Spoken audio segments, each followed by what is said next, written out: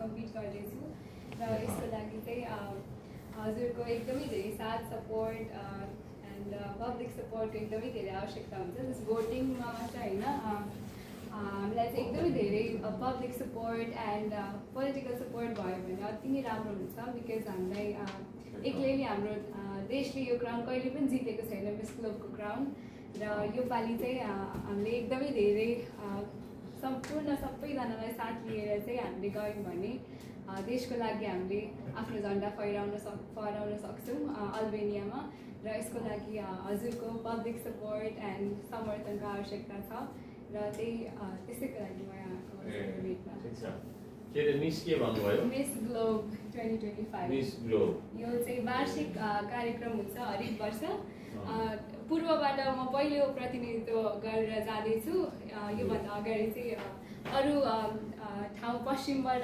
काठमाडौँबाट धेरै विनर्सहरू जानुभएको छ पूर्वबाट चाहिँ म पहिलोपल्ट जाँदैछु अल्बेनियामा एन्ड यो एकदमै गर्वको कुरा पनि हो र म 2021मा मिस पूर्वाञ्चल पनि भएको थिएँ त्योभन्दा अगाडि मिस पछि भएको थिएँ र धरानको एकदमै ठुलो मलाई यो प्लेससम्म पुर्याउन धरानको पनि एकदमै ठुलो सपोर्ट छ बिकज मिस पूर्वाञ्चल भएपछि मात्र मलाई एक्सपोजर मिलेको थियो स्टेट लेभल प्याजेन्ट्सहरू कस्तो हुन्छ भनेर एन्ड हजुर त्यही हो हुन्छ थ्याङ्क यू छ तपाईँलाई के भन्ने मैले धेरै त शुभकामना छ र यो मिस ग्लोब भन्नेमा जाँदै हुँदोरहेछ खुसी लाग्यो कतिजना जाँदै हुनुहुन्छ अहिले नेपालबाट म एक्लै यसमा चाहिँ देशका 60भन्दा बढी देशबाट चाहिँ प्रतिनिधि नेपालबाट चाहिँ तपाईँ नेपालबाट म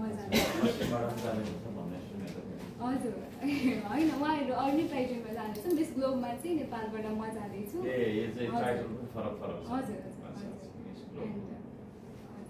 ठिक छ तपाईँले पहिला पनि जितिसक्नु भएको छ शुभकामना छ फेरि जित्नुहोस् है र तपाईँले हाम्रो देशकै नाम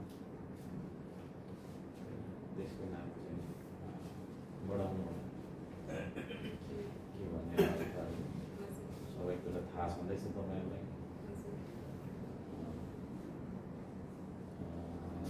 ल ठिक छ अनि कहिले जानुहुन्छ कहिले के छ यो चाहिँ 1 महिनाको कार्यक्रम हुन्छ यसमा चाहिँ विभिन्न विधामा हामीले प्रतिस्पर्धा गर्नुपर्ने हुन्छ जस्तो कि ट्यालेन्ट राउन्डहरू हुन्छ त्यसमा हामीले आफ्नो कला देखाउनु पर्ने हुन्छ मैले हाम्रो नेसनल प्याजेन्टमा चाहिँ नृत्य हाम्रो कल्चरल नृत्य थारू समुदायको झुम्रा डान्स मैले गरेको थिएँ र साथै गीत गायनमा पनि म हजुर एकदमै रुचि राख्ने मान्छे सो सिङ्गिङ पनि गरेको थिएँ र म स्केच आर्टिस्ट पनि हो by the way if it's possible मैले हजुरको स्केच पनि बनाएको छु इफ यु डोन्ट माइन्ड म दिन चाहन्छु यो स्केच चाहिँ र यो कला पनि अल्बेनियामा चाहिँ देखाउँछु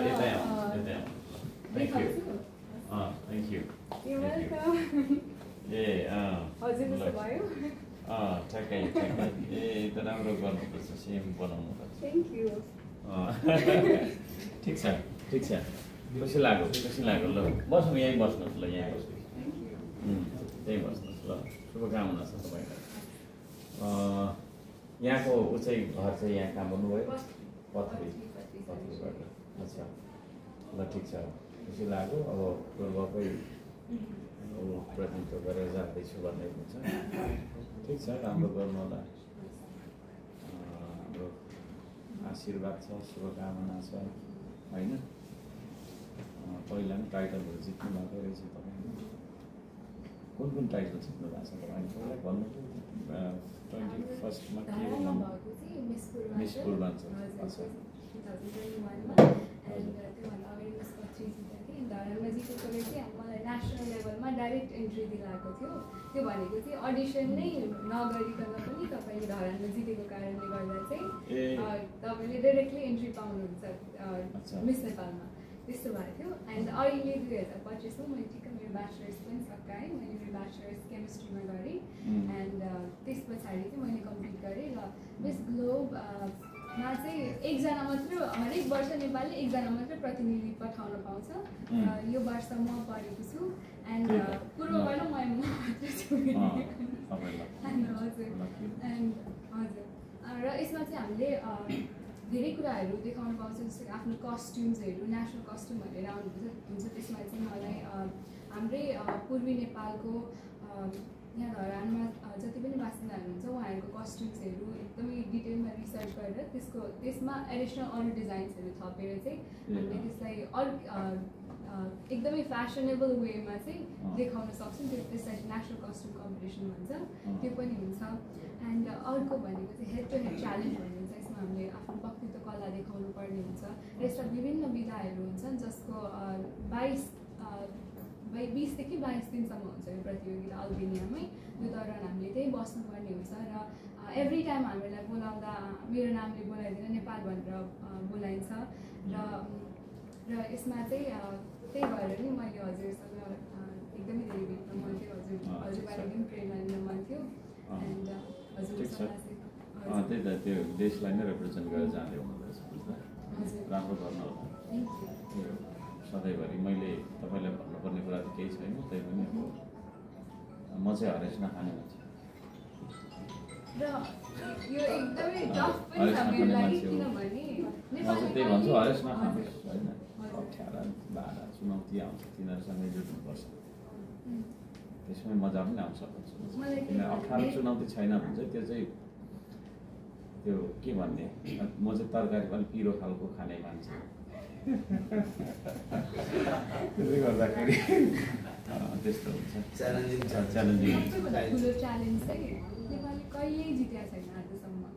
लास्ट इयर टप 15 सम्म पुग्यौँ, त्यो नै हाम्रो सबभन्दा हाइएस्ट अचिभमेन्ट थियो। टप 15 हामी टप 5 मा पसेको पनि छैनौँ आजसम्म। र हजुरले भने जस्तै च्यालेन्ज र मैले बुझेको चाहिँ कस्तो भने मान्छेमा एक्स फ्याक्टर हुनुपर्छ। तपाईँसँग पनि त्यो एक्स फ्याक्टर केही छ भन्ने लाग्छ होला नि।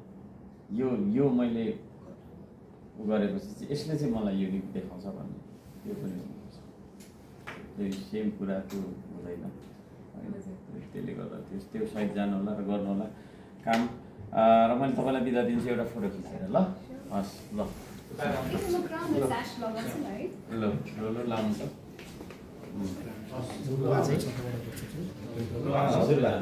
मेरो काइला हजुरबाको छोरा मेरो बुवा उहाँ दाजुभाइ बुवा उहाँहरू हजुरको बुवा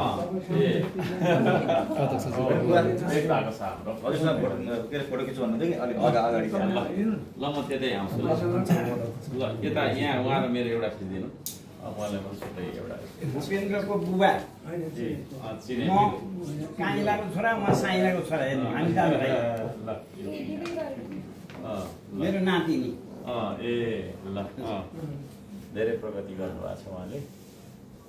ल थ्याङ्क यू। त्यो मेरो मोबाइलमा पनि हेर्नु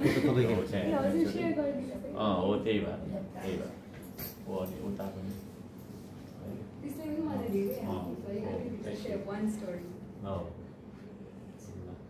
थ्याङ्क यू सो मच। ल अब त्यहाँ खिच्ने सबैबाट ल आउनुहोस्, ल जाउँ उतै जाउँ।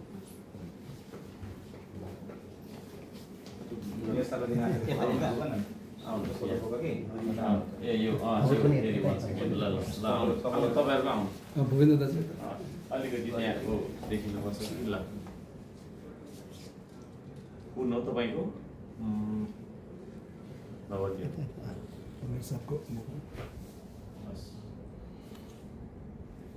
ल धेरै धेरै शुभकामना छ है त। हुन्छ हस् थ्याङ्क यू। त्यो एउटा मेसेज पनि थियो नानी, हाम्रो नगरपालिका मेरो सबै भेट्न अपोइन्टमेन्ट लिनु पर्छ। नमस्कार, म मिस नेपाल ग्लोब 2025 रिजु भट्टराई र हाम्रो मेयर साहबलाई भेट्न अपोइन्टमेन्ट लिनु पर्दैन। थाहा भयो आज होइन त? धन्यवाद। नाम के भन्नुभएको? रिजु भट्टराई।